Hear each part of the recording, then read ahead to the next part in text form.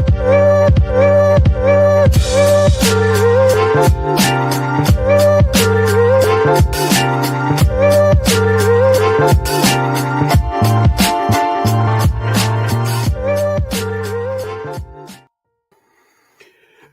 welcome to a brand new episode of That Toy Life. We are back again after about a month or so break. Lots of stuff keeping us from getting together in a timely manner. But we're back, so there's lots of stuff to discuss, lots of toys, toy hauls, lots of shows to discuss, and we're going to try to get through all of it. But if we can't, we're going to do our best. And before we get into all that, let's start off by introducing the group. Of course, I'm Ashley, and as always, with me, I'll go from right to left. Ray. Hey, took so long. I was going to start my own podcast. Although you got the toy market cornered, but I was going to be very specific about the petty feuds of the 1700s between Benjamin Franklin and Titan Leeds, where it turns out you can ridicule someone to their grave and past it. Wow. Sounds interesting. Yeah. Okay. Austin, how about you? Uh-oh. Austin's mic's doing it again. Oh no. The audio problem's back. It's doing the it's like firecrackers. This is Yep. Well, it stopped. Wonder if it's just like a short or something. I don't know, but I was ready to continue my lesson on Titan Leeds. We might need you to do that. Well, it looks like Austin is I can hear y'all. You can hear me. You just have to use my crappy volume or my mic, but I'm here. Cool. I love the light, Austin. The light is great. I can really tell a lot about what's going on. It's really ambient and it's chill. Is that your new room, or? I mean, this is actually my wife's office. You can tell by the Return of Jafar poster. Oh, I just thought that was your Return of Jafar poster. Well, it's ours, but it's it's great. It's vintage. Look, have y'all ever watched Return of Jafar? Like, remember the hype of that? I remember the hype. I remember watching and never realizing as a child that Robin Williams was not playing the genie. Yeah, it was Patrick Warburton. I'd never realized it as a kid. I didn't realize it until the third movie came out because of all the promotion about, Robin Williams is coming back to play the genie. It's like, but he played him in Jafar. I watched the second movie. I know what I saw. And it's so weird too that was still a direct to VHS movie. The third one when they brought him back, you would have thought that would have been a big thing. But no, I remember the hype when that movie came out because it was the first big direct to VHS Disney movie, and so it was like a new market they're getting into. There's some YouTube channels that have documentaries on that era that I've watched. It's pretty good. You have to check it out. Cool. On a different note, I was in both of your neck of the woods where growing up. Yes, I was in Swainsboro. Yesterday, and I went to the local Wally World. Went through the ruins of Swainsboro now. Yeah, I was in there not too long ago, and I didn't see much in there. No, there's nothing. It sucks big time. So yeah, if you're looking for toys in Swainsboro Walmart, don't. Just keep riding through. Go somewhere else. Yeah. I will say Walmart. I'm seeing that Walmart's getting those new Casey Jones NECAs. But what's so weird? It's the Casey Jones with the motorcycle. So I'm like, okay, and it doesn't come with his alternate head. His without the mask head. Unless you're on one of them, unless you're able to take the mask off. I don't think you can. I think it's almost like a repackage of the him and Raph 2-pack. But I don't know. I just thought I'd bring that up in case people are interested. I'm seeing them all in all the Walmarts. Weird. I don't remember seeing that at the Swainsboro Walmart. Yeah, it's weird. It's like that's the two new sets that have come out of. It's the new Casey Jones set and it's a Leonardo and Shredder 2-pack from the final battle, but they're both like battle damage. So Leo's kind of cut up and Shredder's a little bit slashed up. Wait, But, from the first movie? From the first movie, the rooftop battle. Whoa, that'd be all. Oh man, I'd love to get a shredder of that. Oh Yeah, I mean it's pretty cool. It's just like I said, it's not a clean shredder. He's battle damaged. that I mean but it's still cool. Yeah, he looks so cool during that whole finale. yeah. So, yeah, No, that finale. I mean, the rooftop finale is just iconic. that's my childhood lived through that stuff. finale. I know. Speaking of, man, I also those 2-packs. I found at another Walmart. This is kind of part of, I guess, the haul, but I'm not going to show it. But I found another 2-pack of the foot soldiers for like I actually 15 saw bucks. I saw. Well, mine wasn't 15; it was more like 30 something. But I saw that same. It's the one from the second movie. Yeah. Yeah, a 2-pack of foot soldiers. And looking at them, even if they were 15, I don't think I would have gotten them. I think I like the design from the first movie a little bit more than the second. Yeah. So I'm picky. Yeah. Anyway. Okay. Halls? Well, Austin, since you talked, you want to? Yeah. No. I've got a pretty good haul. It's kind of been all over the place now. Speaking of those hauls, I don't think I had gotten that by the last time we had done an episode, but I found the Toxic Avengers figure. I think it's the one you showed us, Ashley. The Toxic Avenger from the Toxic Crusaders cartoon series. Yeah, it was like $5 at Walmart. I found that. Got a Hannibal Lecter NECA figure for $5. Oh wow. Yeah, and then I was at like Planet Fun, and this is one thing I love is when I go to that local Planet Fun, they have a lot of cool retro toys, and I just happened to find this Diamond Select. Can you guess the toy from the background, Ray or Ashley? Yeah, it's probably Rug Munchers.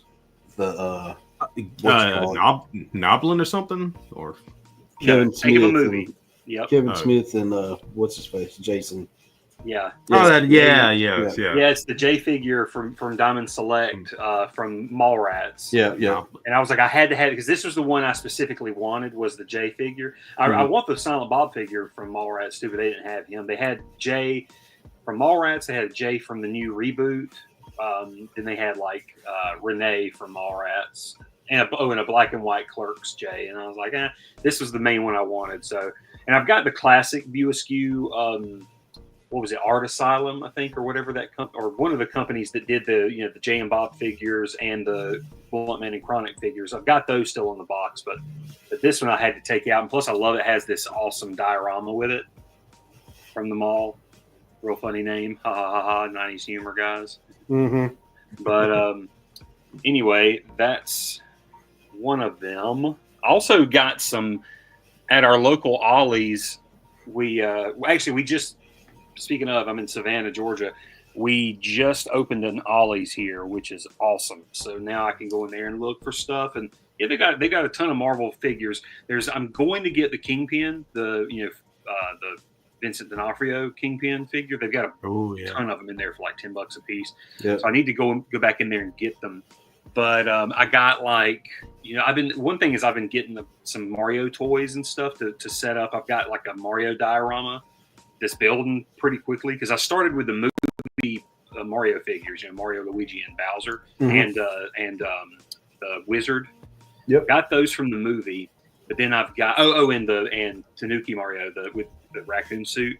I've got those from the movie, and then I've started just kind of building out the world with whatever I can find, like from the regular Jakks Pacific line.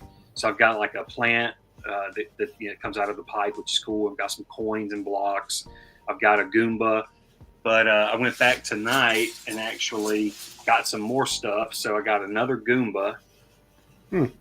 So how much is that? Because I want multiple. They're $3.99 a piece. Ah, gotcha. So real cheap. But I wanted multiple Goombas, so I've already got one of these Goombas. So that this will make two. I've got of the regular little Goombas to kind of scatter out. Plus, I've got a flying Goomba, which I'm excited about. I love Goombas. I don't know why. I just love them. These are really cool finds too. I've got.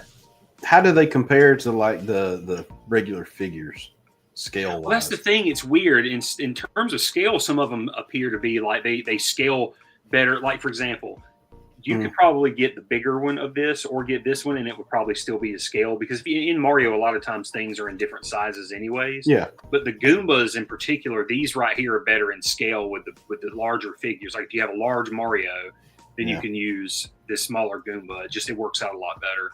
But yeah, I got a Boo and a Bomb guy, Chain Chomp. Definitely excited about. I mean, I'm excited about both of them. But man, I love a Boo. I want to get the King Boo too. They got like a big King Boo, not at Ollie's, but yeah, they've got those. I've just been slowly collecting up, stuff from Ollie's. Like I got a, oh Lord, what's the Inquisitor woman from Obi-Wan, right? Reva. Reva, yeah, I've got Reva. I finally went and I got her, so now I've got Reva. And I don't. Maybe did I show off Shin Hati? At all last episode, I know I got her. I've seen the pictures. I'm not. Yeah, I'm not sure if we actually saw her physically. I was in a GameStop and saw the Duel of the Fates set, the 3-pack cool. Black Series figures. Man, I wanted them so bad because I would love to have all 3 of those. Do it. Just go get them.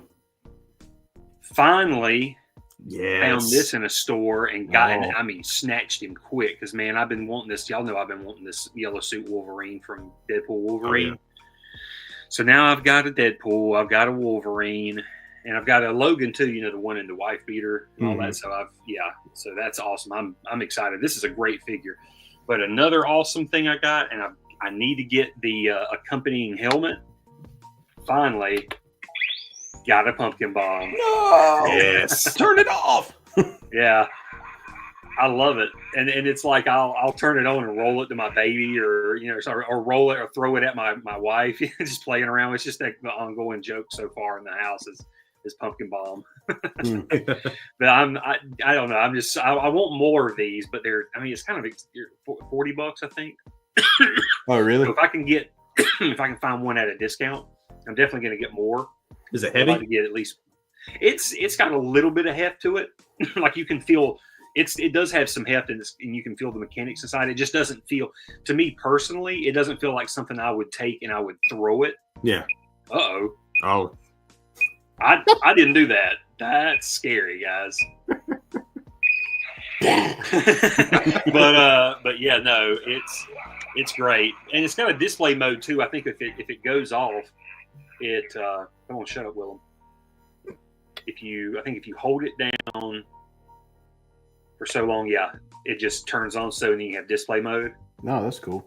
Yeah, I thought that was a pretty cool touch. So yeah, but yeah, got the pumpkin bomb, and I'll be honest with you, kind of want the helmet. My wife even looks at me and she's just like, you want that helmet. And I walked into Planet Fun the other day and they've got the helmet already. Like they've got it. It's insane. It sounds like it was meant to be. Dude, I'm telling you, and the helmet looks good. But it seems like I wouldn't have thought it'd be that popular. I'm not a Spider-Man aficionado, but I felt like all the fans hated the Green Goblin in the first movie in the suit. But maybe I think when it first came out, the fans. I personally remember and I wasn't even a huge Spider-Man fan at the time. I was just Spider-Man's just one of those heroes when you like. And I remember I was shocked by how different he looked from the comics. I really thought they were going to try to do prosthetic type face stuff, and they did. We found out afterwards they did test it, but they decided to go with more something that actually fit, I guess, how they were doing their version of the Oz serum, which was it changes the body inside and the mentally, and everything on the outside's just tech, an outfit and a helmet. Yep. But do you have anything? I was going to say I've got a few more things here. Okay. Sorry, I'm almost done here. But no, I'm not rushing. We're going to switch over. This is a little bit out of the toy realm. I'm in the movie realm now, but that's the thing is I get a ton of movies that I pre-order and records and stuff like that. But some honorable mentions I just thought you guys would enjoy is, first off, there's the new 4:30 movie, Kevin Smith's new movie. I feel like it's a good movie. I mean, it's not his best by far, but it's a cute movie, and it's especially great for kids, for younger kids. I remember he made a movie called Yoga Hosers, which was just god awful, but this one I would definitely show to younger kids and just be like, I mean, it's a kind of a rated R flick, but to me, it's that movie you would just slide to your kid and be like, watch it and have fun, because this is basically like, being young in the 80s and going to the 4:30 movie, or it kind of shows love to the old Cineplex back in the day. Yeah. And the packaging for this is really cool, because if you notice, it's Lionsgate, and they've started to get a reputation for getting some really cool packaging. And I like this one because it's actually like a VHS. Oh, sweet. Yeah. I thought that was really cool. And even the back of it, it's like, and it's raised too, so it feels like the VHS and all that. That's awesome. Yeah, it's crazy. It's it's definitely, I mean, bare bones kind of inside. It's got a little picture in the back and stuff, but film reels for the discs, which is cute. But it's a cute movie. It's fun. Got a lot of great cameos in it. I would recommend it. It's definitely at least a one-time watch. It's cute. Let's see. And then the hit of the summer, I would think, or the hit of the fall, probably the hit of the year, at least in my opinion. Got Beetlejuice in 4K special edition. This is the limited edition steel book. Sweet. Yeah, it's supposed to be glow in the dark, and I just love the packaging. I always keep this stuff, but I love the packaging because it's got Beetle on the front, you got Lydia on the back, and it's cool too because the packaging, if you slide it off, see, ta-da! Yeah, I thought that looks really cool. You got Beetle and Lydia, and then when you open it up, it's just like, I love the background because it's just a bunch of the shrunken head guys like Bob. Yeah, I still need to watch it. I haven't seen it yet. It's on Max, I know. It's on Max now, so it's easy to get to it now, and I recommend it. I mean, I say, even if you're a huge fan of the first movie, probably your first time through, you're probably going to have this sort of an exhale, sort of a kind of a balloon, like a balloon deflating a little bit. I don't know. I felt like when I first watched it, I had to come back down to earth a little bit. Mm-hmm. But then it was like I ended up enjoying it, but I felt like I just needed to give it another chance. I needed to rewatch it and kind of absorb it. And then that second through, something clicked, and I'm like, yeah, this movie's good. This is good, and it's in its own way. And to be a sequel is really good. And it's again Tim Burton really, I guess, like showing some care and love, I guess, to his sequels, because he doesn't do them much. I mean, we've just got this and Batman Returns, I think. So keep me honest. And I mean, both of them are masterpieces in their own right. Just great examples of sequels. And especially with the new Beetlejuice is just if you're just a moviegoer and you want something where you're tired of CGI all the time and you want a lot of goofy practical effects. And especially in the macabre horror stuff, I mean, this is your cup of tea, because I mean, all the practical stuff is so good. I love it. It's got all the classic Tim Burton stuff, plus your stop motion and like some animation sequences and stuff, and it's really cool. Oh, cool. And then I got the big baller, man. I got this awesome set that just came in. Boom, boom, Ahsoka 4K steelbook.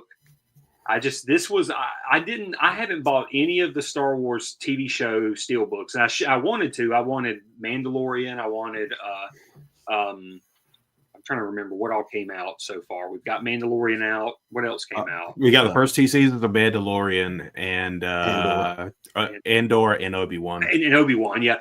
And I was going to get them, but it just, for the prices and for the fact that, like, I still want to know what the story is behind the decision. I feel like it's an effort to still try to force people to jump on board, subscribe to Disney Plus. Yeah, I think so.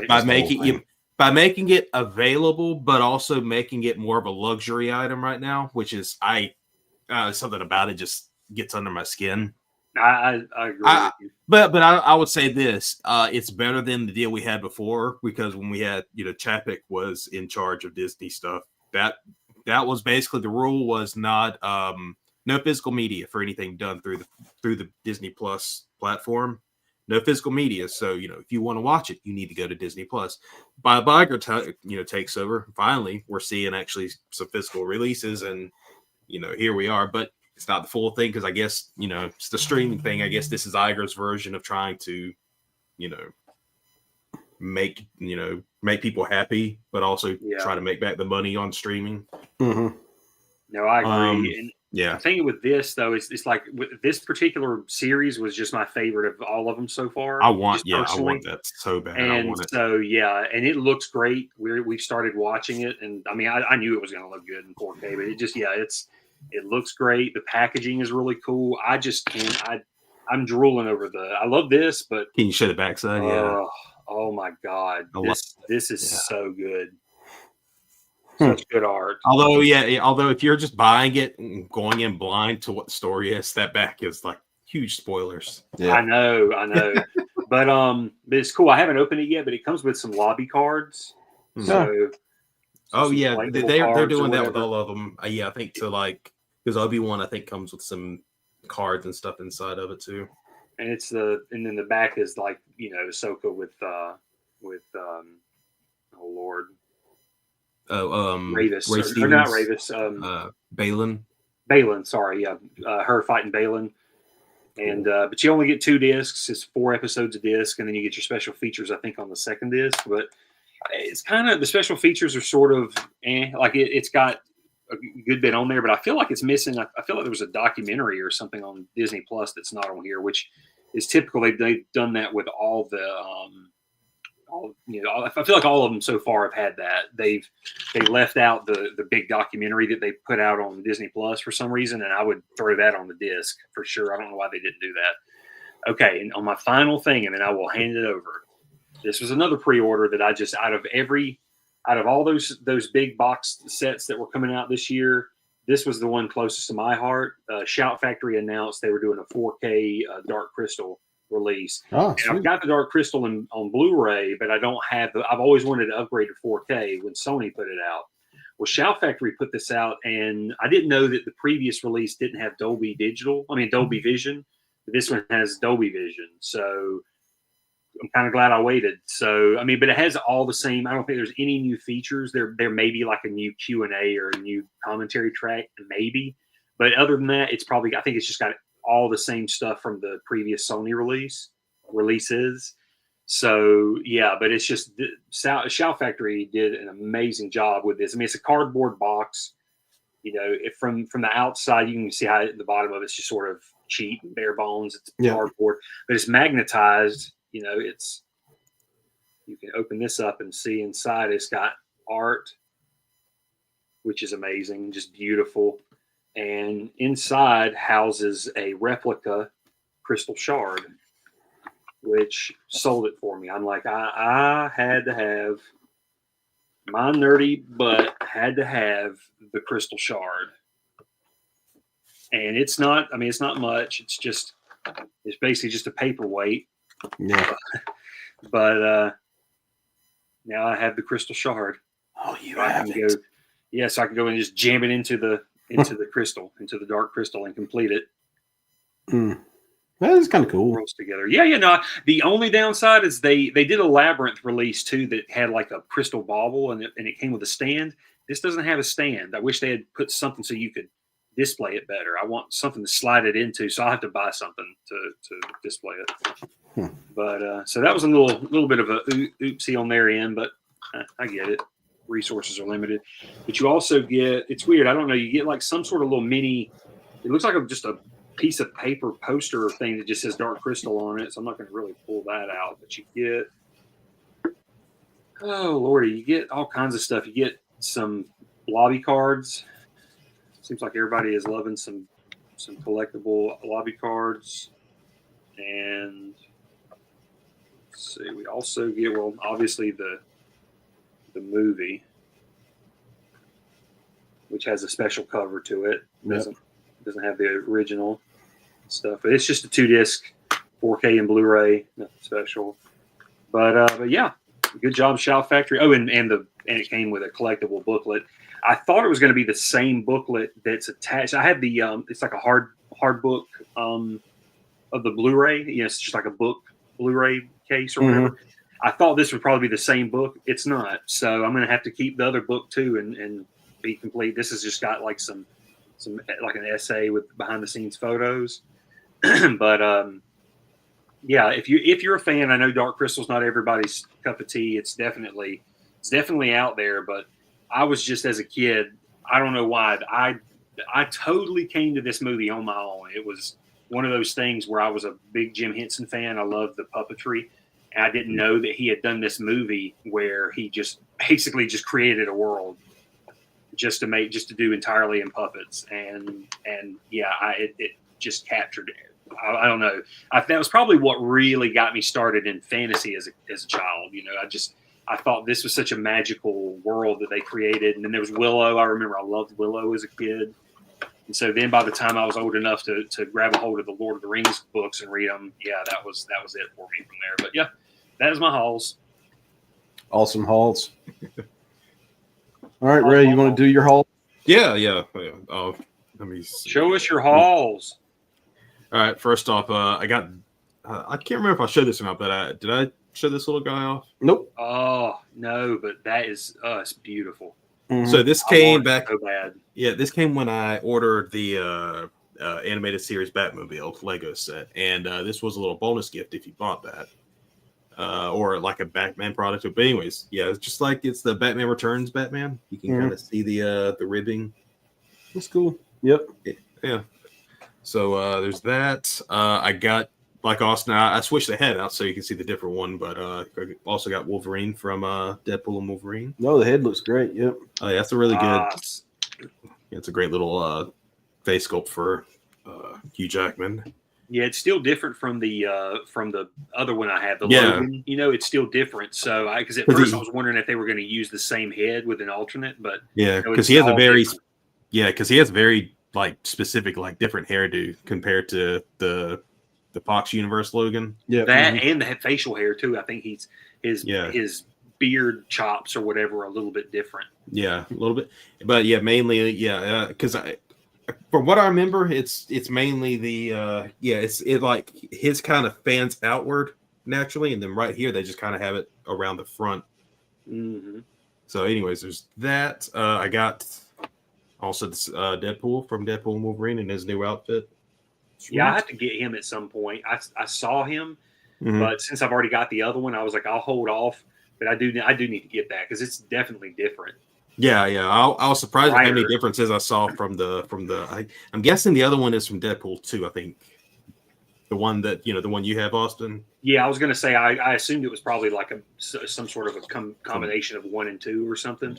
But it was dark. That one's darker. This one's definitely lighter, like brighter. Yeah. This is supposed to be a little bit more comic booky. And I got these on from Lego stuff, but I got Hawkeye. Oh, sweet. With the little owl, I just kind of crammed them all on there so I didn't have to keep up. And the last time I showed the Dungeons and Dragons characters that I had managed to get, a single, no repeats. I didn't want to risk it by ordering a ton more and going through the same thing. So I found people on eBay that'll just sell you the figures that you're looking for. Mm-hmm. So basically, they'll open them up and check them and see who it is. So I used that and I got the last ones that I needed. So here is the Mind Flayer, which comes with a oh god, how am I forgetting the name of these little guys? Little brain dudes. Little brain dudes. I feel stupid right now. My wife would be laughing at me. I got this little guy. He's a elf bard. As you can see, he sings and he fights. This, if you're into D&D lore, this is a pretty big villain. His name is Stroud. Basically like a big vampire type, Dracula. And this one came wrong. He's supposed to come with like a little goblet. That didn't come in the pack. I don't know if they got lost or something. But that was the only one that didn't come complete. And also the last one is it's a character from the lore called Zastam. I'm not too well versed on him, but bad dude. And last one, I just got this week.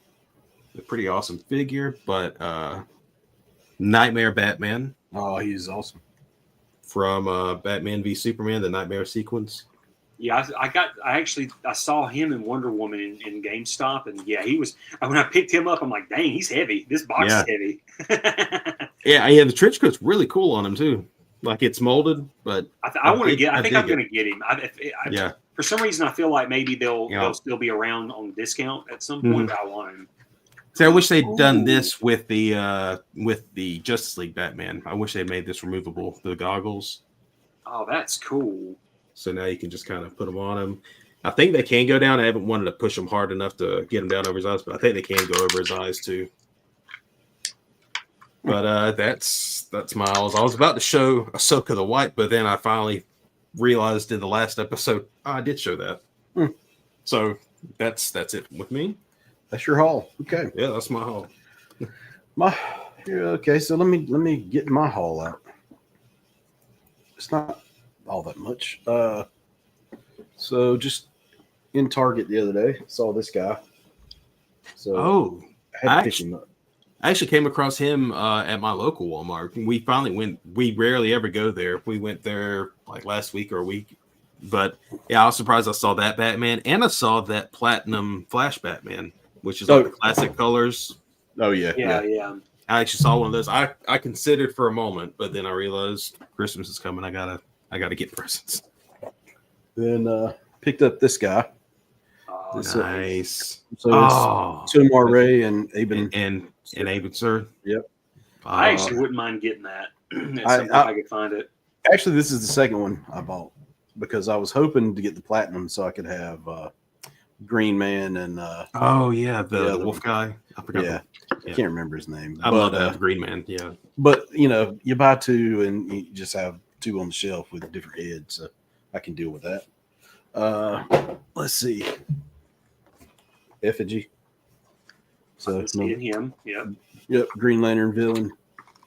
So I figured I'd grab him. Something just came in the mail today. Is this Huntress? While it does look cool, I was really hoping for the platinum when I ordered it from Amazon, just because. What was different about the platinum? The colors of the costume. Okay. It's more like bright purpley and some pinks in it, sort of like the Total Justice Huntress figure from the 90s. Is it kind of like the card, like brighter, like on the card that's being presented on it? No. Okay. No, it's pretty much the same. If you go like Google up Total Justice Huntress from the Kenner toy line, it's the same color. Okay. Then I don't know if you guys remember a video game called Justice League Task Force back in the day. I believe it. I never played it, but yeah. Yep. So I picked up a few figures from it. Oh yeah. It was like a fighting game, wasn't it? Yep. Mm-hmm. Yeah. Okay. Yeah, I do remember. I would actually love to have that Superman just without the shading. Yep. But I would love to have that. Yep. The 90s Superman mullet. Yep. Well, that's it's straight from the game. That's what it was in the game. Then you got this Batman. Wow, I hadn't seen these in stores. Yeah, they're fairly neat. I've seen them in GameStop too. I ordered them from the McFarlane store. And that builds a Dark Side figure. That's cool. Dark Side from the game. Yep. And there's Aquaman when they were trying to figure out what to do with it. Yep. And the Flash. Yeah. The only one. This is Wally, isn't it? Yeah, I believe so. At that time period, the only other two heroes that were in the game that are not that they didn't make figures for is Green Arrow and Wonder Woman.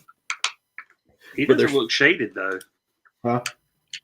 He doesn't look like he has the shading. Look at his logo.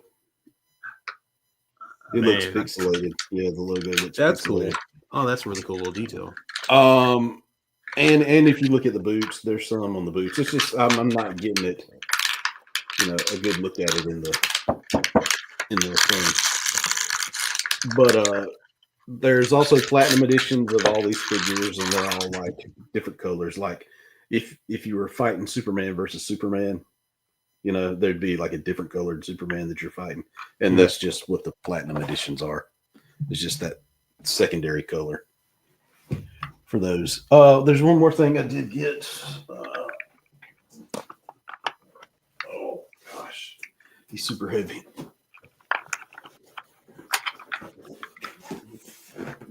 I got this giant man. Yeah. Oh, yeah. He's a big boy. Yeah, Is that from the backing? Is that from the Hasbro backing? Yep. Oh, man. Yeah, I forgot. Yeah, I remember you backing that now. You're telling us about that. Yeah, he's huge. But I think that's it. Well, here's another some little thing while I'm looking. I did pick up the She-Hulk. Got her at Walmart. Oh yeah, I've been seeing her too. Oh, cool. Yeah. Other than that, I have gotten other things, but none of it like really new. It's just older stuff. So we will we'll call that a haul for the week. Yeah. All All right. right. I will say there was one more thing I forgot. This will just be a preview, I guess. Ray will probably show this off more, but Oh, yeah. on this. Oh, you got him man. from Wally World. Yep. Yeah, I saw this. I'm not sure if this was Ray or not, but I haven't seen him hardly anywhere. So Yeah, I haven't seen him anywhere. Yeah. He was up for just a few hours 2 nights ago at Walmart.com. is it like a popular figure or something? Yeah, because he's new and everybody likes Hal Jordan kind of thing. And also, they don't make many Hal Jordan figures, like That's what I just was regular thinking, Hal yeah. Jordan, because I've seen more variants of like, I remember like the vampire Hal Jordan. I think they did like the deceased Hal Jordan, didn't they? I think they did, or they did one or the other of those, but basically like, They did a vampire, I know. yeah, a vampire. But yeah, they've only done like, I think just 2 Hal Jordans. I think this is maybe the 3rd one now, because they did that one that was part of that 2-pack, which I think they did a reuse for this figure, like parts of it. And then there was the one that came out recently where he had kind of his Silver Age look. Yeah. And then now this new one. Interesting.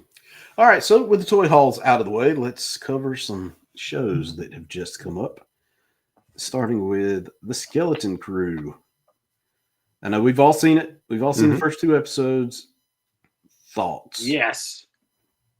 I love it. It's like, I don't want to say it's my favorite because it's so different.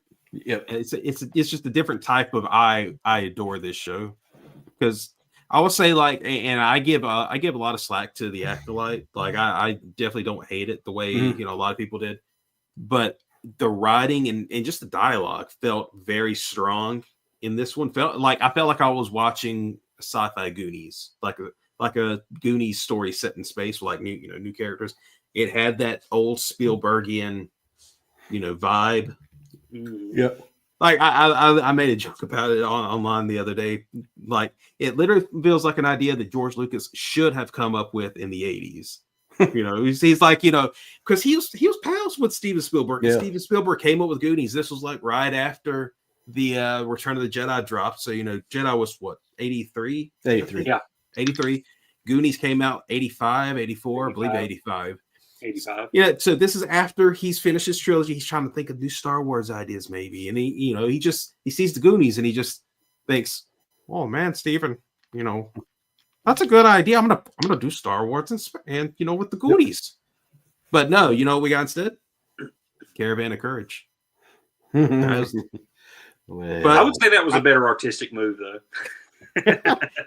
No, but and no, Neil's my favorite. And hands down, he's already my favorite character. There's always the kind of side character that I always get attached to from like so many different like stories, like Kid Cast, like Butters in South Park, or regular sized Rudy in Bob's Burgers. So Neil definitely, like the Chunk, kind of a chunk mix of Chunk and Data. yeah. So Neil is Neil's the so great. Max Neil- Rebo looking dude. Yeah. I forgot he's a new species, I think. But No, he's But that's the thing is, I thought he was the same species as Max Rebo. apparently Right. he's apparently something different, because I think That's true, because Max Yeah. Rebo does have the holes in their fingers. and and Neil has hair. Yeah, I don't think Reba does. Like he has like a look. Yeah, I didn't realize it, but yeah, he has like a toupee of hair. Yeah, on the yeah, top it's of his head. cute. He's definitely a cute character. I mean, everybody, and I feel like all the kids are just strong characters. Like they're just really good and they feel natural. It's like it's like you said, it's got that Amblin, Goonies suburb. Yeah, it's so great. 80s suburb feel, but like Yeah, retro future. But then when it ties into Star Wars world, it's really, I mean, it feels realistic. And I love you get the kid like trying to eat his cereal and he pours his cereal. It looks like, I think it was, I couldn't remember if it was like Cookie Crisp or something. It looked like some sort of weird cereal. Then he pours milk in it. And I'm like, oh, that would be so good. So, I mean, it's just that. And then you got, just the excitement when they find the ship and then the pirate stuff is cool and all that, and I can't wait to see where we go with that. But hey, I'll just say this: like aesthetically, I love how they're really leaning into the pirate aspect because the fact that when they dock their ship at the pirate landing in the second episode, what do they call the place? What the name of that? I can't remember. That station, the space station they went to. The fact that it felt like a space version of taking the little boat from your main ship over to the island. Yeah. We think from all those pirate movies, you get all the little rowboat. They have these tiny little, boats that are, have a little bubble shield type thing around them. They just kind of slowly trot them over to the space station from the ship. I thought, had a little Rex droid in there, and I was so excited to see another Rex. Yeah. I just. So what? Wasn't the little dude that drove the ship from ship to ship? Wasn't he in one of the Ewok movies? Yeah, I think so. I think I saw. Yeah, so they're really digging deep into like all the eight. It feels like they're pulling out deep cuts from like 80 Star Wars stuff to kind of like bring back if they can. Yeah, and I love the mystery. It's still another thing I wanted to point out because I've been telling my wife this because in the shows like in Ahsoka and especially in this show, there's parallels you can tell. There's beats to the original Star Wars. Like in the opening, it's like the opening to the original Star Wars, but we're on pirate ships. Yeah. So it was like, I loved how there's a lot of echoes of the original because I feel like there was to me there was it felt like a what did I tell her? It felt like a mishmash of A New Hope and maybe Return of the Jedi or something like that mixed in there. But it just felt like, it had a lot of that nice Star Wars poetry in that world. Mm-hmm. Huh. And also I did like there was a lot of parallels like 80s kids movies like Parental Problems, like the overbearing mother for Fern, and and then what's his name? Wim is basically like a latchkey kid. His dad's never home. That was a huge thing in the 80s. So I was thinking like, man, these are like they're about to be John Hughes characters in a few years. And I think didn't they have Neil's? Didn't they give Neil's parents like the impression that his parents were very strict with him or something? Yeah. Like he was just so deathly afraid. I also with Neil's home. There's a deep cut. This is like almost I think Star Wars holiday special. The little performance, the little thing. Oh yeah, the kids are watching. Yeah. That was like that weird little dance sequence that happened in the holiday special. So they're really like mining for the little unknown stuff you don't think about. Go ahead. No. I mean, I was just gonna ask, what do you think of the big mystery of the story so far that's playing out? Like, I like the twist that home is the treasure now. Getting back home is the treasure. Is the. I was wondering how. Because it's so like the planet they're from is so different than anything else in Star Wars. So making it a secret, is like, okay, that's intriguing because I was wondering how they're going to explain away this whole environment because it is so it's like almost jarring. It almost seems like they were untouched by possibly decades to centuries of outside influence. Yeah. So someone mentioned, I think it's Charles Soule, one of the High Republic writers. He caught like the teacher mentioned the great work that was mentioned a couple times, and that I haven't gotten deep enough in the High Republic, but apparently that is a High Republic thing, the Great Works or something like that. Mm-hmm. Okay. So, and then the fact that the kids have Old Republic credits, which is wild, because we haven't seen much in terms of Old Republic stuff in any live action Star Wars stuff. So this is kind of new territory, and just illegal to leave the planet.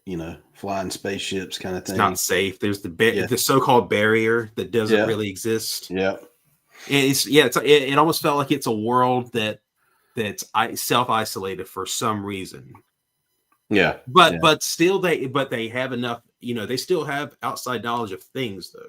They just, I'm curious to see what exactly they, in terms of information that's allowed, because the kids knew what Jedi were, but they treated them more like they were. But they treated the idea of them like they're storybook heroes, folk heroes. Not people they're gonna see in their in their life, which is pretty fun. The whole legendary Jedi stuff, the action figures of them.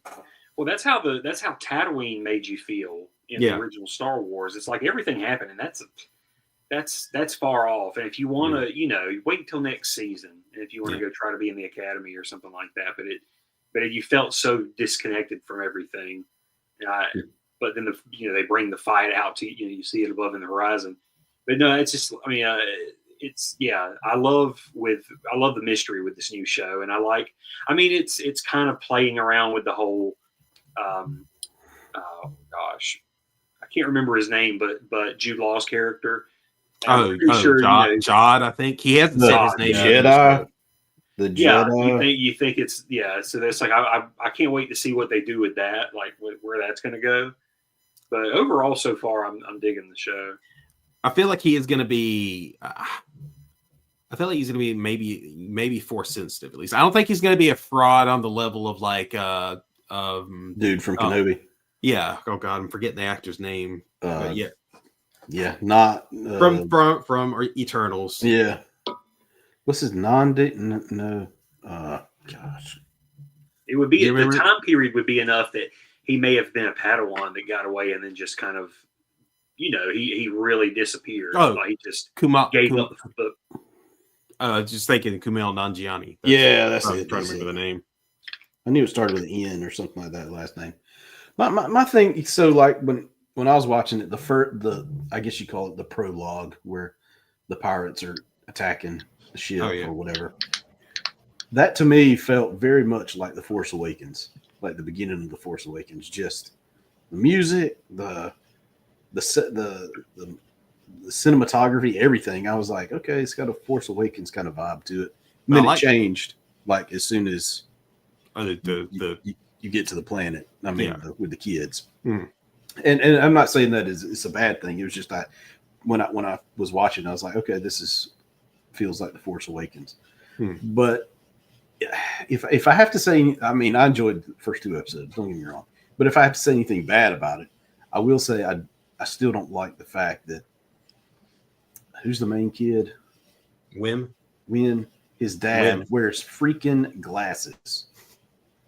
It's like, come on with the glasses. I mean, they did that here. They did it in The Mandalorian. I'm like, quit doing it. I mean, that glasses have been a part of Star Wars. They're trying to represent for us. Well, I mean, hey, I wear glasses too, but I mean, I'm just it takes me out of it's strange, but I'll say this: even in our techie age, we still use Stone Age tools for stuff. So I mean, I guess I can look at it like that. I mean, I remember what's his name in Battle for Endor, Noah. He wore glasses, I believe. Yeah, but again, him and his, that's Lucas. Lucas did make that. Him and his diabetes. I mean, well, that's why he had to have them glasses. Yeah, that's why he needed them. The implants weren't enough. I guess. I don't know. And the other thing I don't like is the girl's Cyclops visor.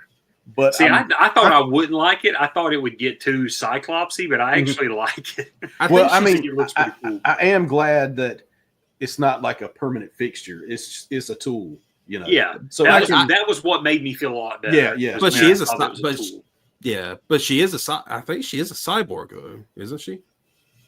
I didn't get that. I thought some of it was like I thought some of the pieces were part of her because I mean Urkel was in the episode and he was a full on cyborg. He countered her hacking.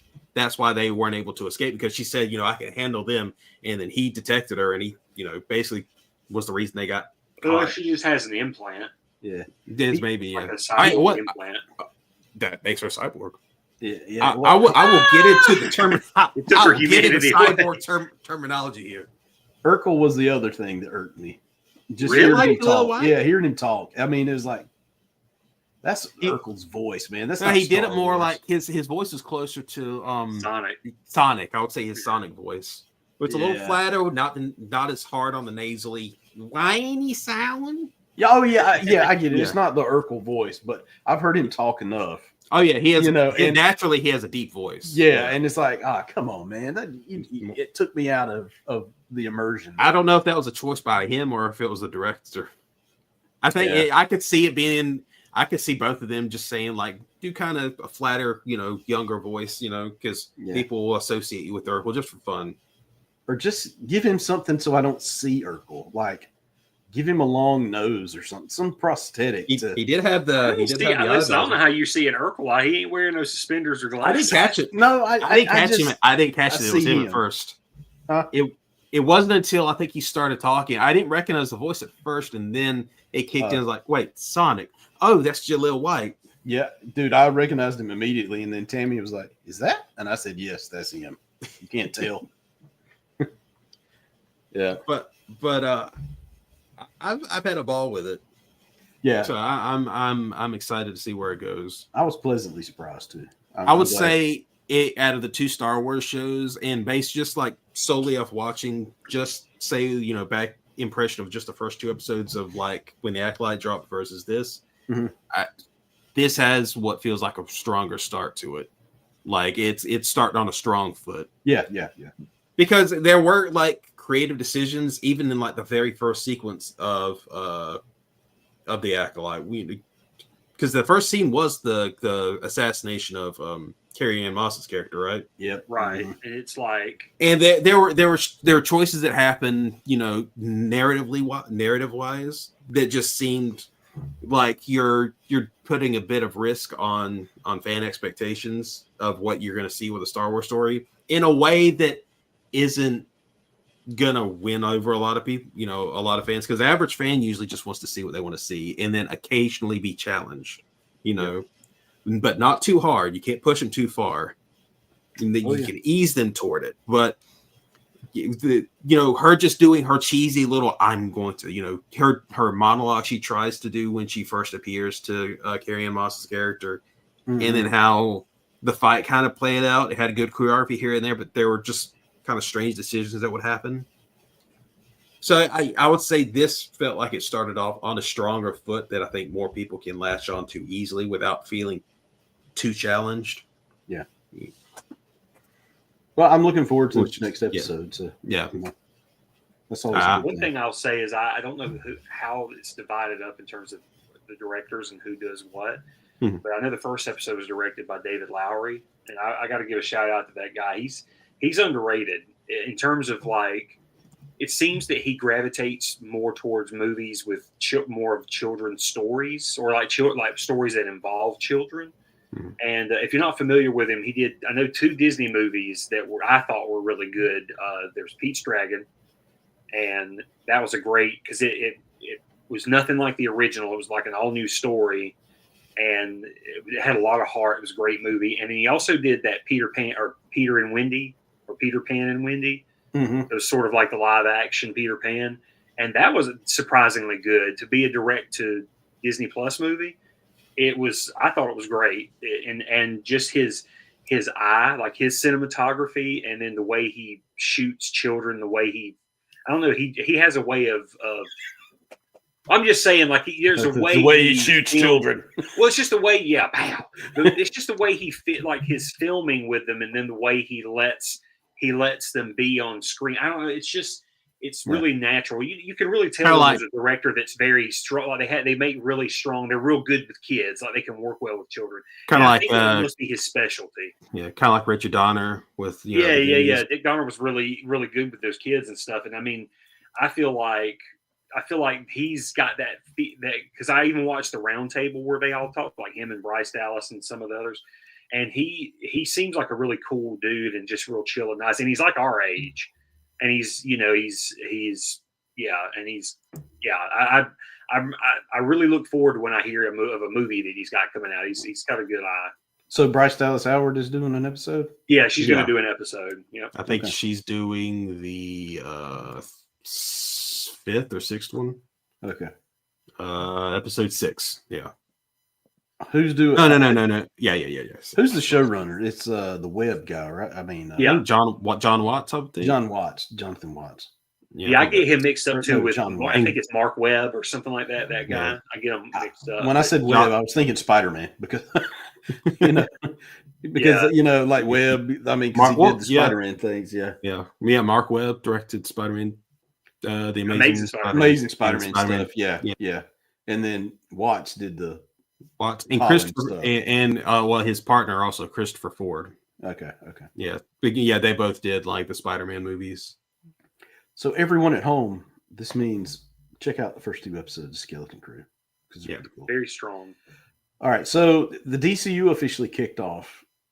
When was it? Thursday. They're filming here in Savannah, or they filmed here in Savannah. So they had the Peacemaker, Peacemaker film, and they had down on River Street. On the east side, that's where they had the Big Belly Burger. Yeah, and man, I was like, I wish I could have gotten on set and gotten some of that swag because apparently they gave the swag out to the crew. I guess after the last issue. Yes, I would love to have a Big Belly Burger shirt. Dude, I do like that. Had it looked. I mean, the place I saw the photos on the inside. It was decked out like it had a full menu and I'm just saying it had a full section where they were selling stuff like all the t-shirts and like a big merch stand. And I'm just like, it was just for the TV show. I'm like, but I wanted to go in there and buy that stuff. Like they should have just after it was done, they should have just made it open to the public to come and buy stuff. And sell burgers. I do like how James Gunn's universe is already kind of leaning into the commercialism aspect of it. So you got the brand names that are going to pop up that are known in DC Comics, like Big Belly Burger is a big name inside of it. And Superman's already got action figures that exist of himself. I wonder how he feels about that because I can't imagine I don't know. Do you think that Superman would be okay with people making action figures of him? I mean, I could see the good side of him saying like, it's, kids can look at it as something inspiring to have fun with. Yeah. But then it kind of falls to that idolatry, the Homelander side of it. Yeah, I think he'd be all right with it. Maybe a little weirded out by it. Yeah, but I don't think he would have like too big of a problem. With it. So, but no, I mean, I'm excited for it. I like the fact that he's a comic book nerd, right? And the stuff that he's doing really leans into the comic bookiness of superhero films. Yeah. Like we're plopping these stories into an established world where lived in. Superman's been here, or the superheroes have been here. Oh, let me reference something as obscure as Batmite, with Peacemaker. Yeah. When he references Batmite, and it's like, what? And I just like that. And of course, so the Suicide Squad and Peacemaker are all technically part of the DCU. Yeah. I imagine there's gonna be leeway for like fuzzy details to change. Yeah. But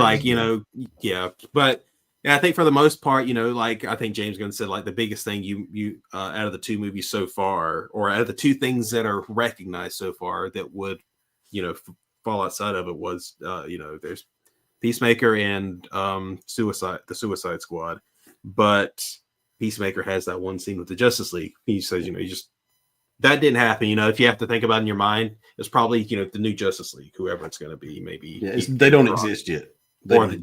Maybe it was Maxwell Lord's thing. Then the JLI showed up. Yeah. Or whatever. Or whoever showed up. But yeah.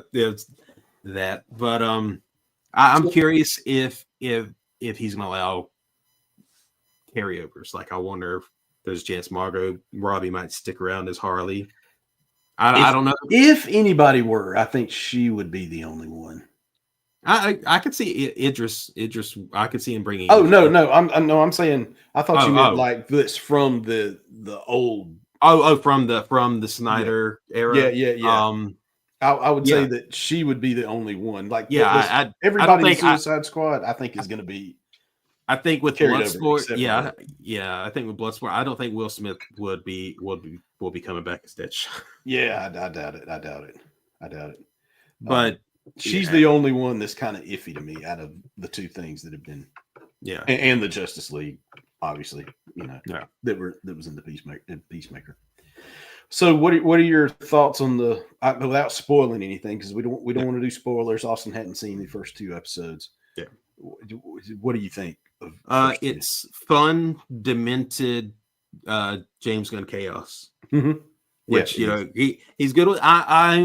It does make me excited for Superman next year, because I know he understands that the tone he does with something like Peacemaker or Guardians of the Galaxy, or even this, I think, because he talks about it, he understands that there are different tones you do. Yeah, the tone of Guardians of the Galaxy is not going to work for, say, Peacemaker, or the Suicide Squad tone is not going to work for Superman.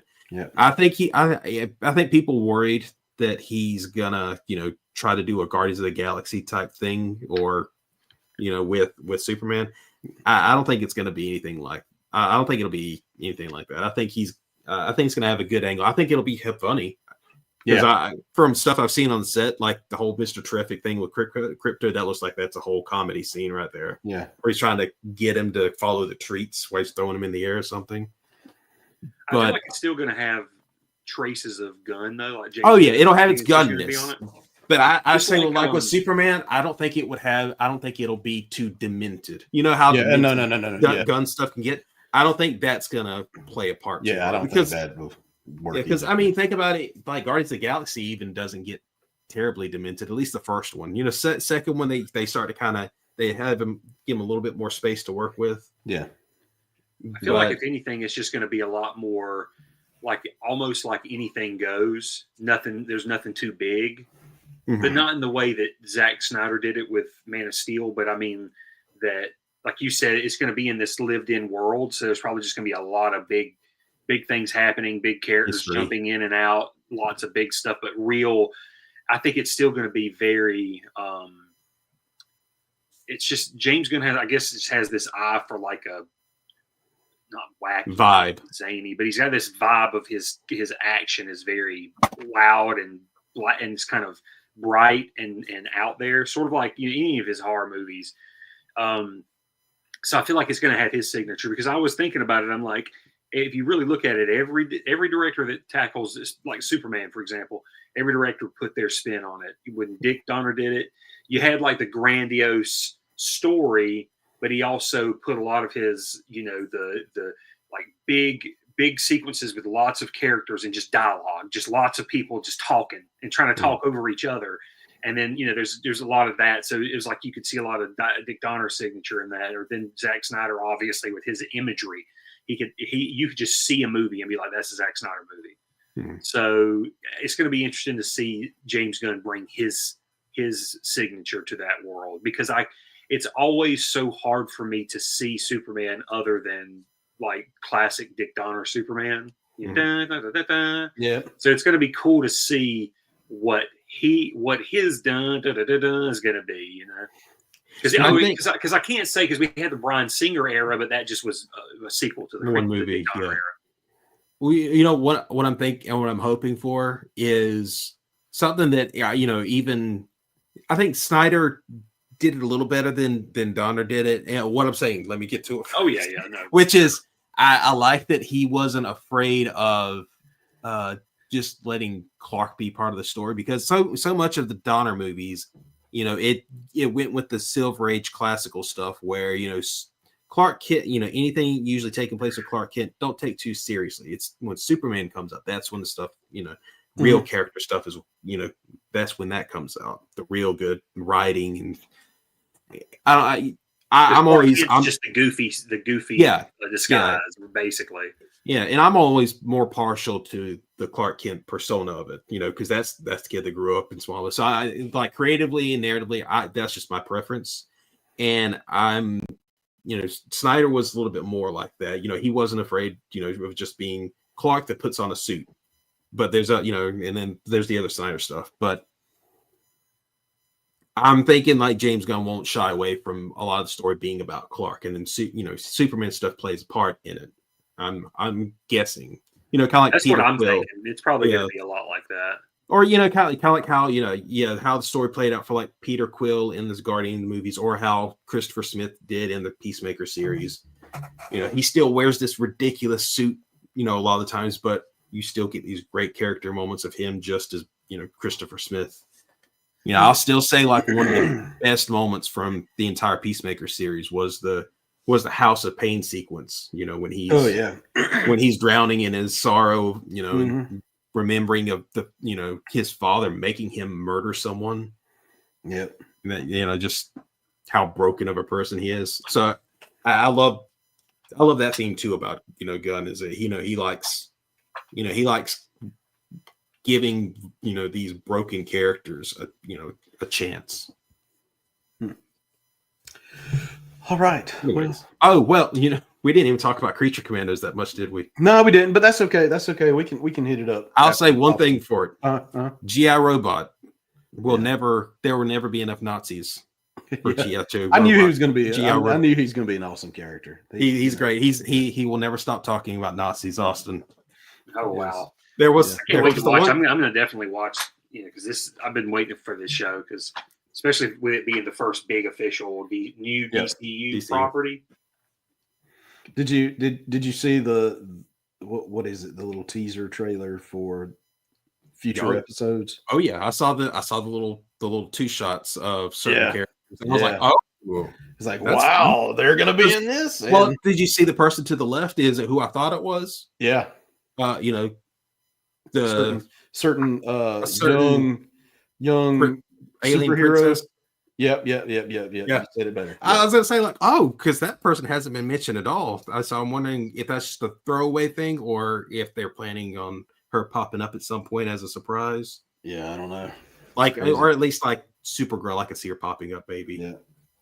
Anyways. All right. Well, I think that's going to do it for this episode. Maybe next week we can come back and talk more about Creature Commandos if Austin will watch it. I don't know. But 20-minute episodes, Austin. 20-minute episodes. They're not long. No, that's why I'm gonna jump on them for sure. Yeah. All right. Any last words? Anything to check out? Oh, Superman, the Christopher Reeve movie comes out tonight. It came out at 8:00 tonight on HBO Max. Go check that out. Yeah, Gunn has been putting in the works on social media. It's like every chance he gets, he makes sure to mention it. Yeah. That you should watch this. This is an amazing documentary. Yeah, and if you hadn't seen The Penguin, golly, go watch that. Penguin is freaking awesome. Where Batman's just he's just a scene of just drinking in the background. It's like, what's going on out there, Gotham? Yeah. I don't know. Oh. Yep. It's awesome. All right.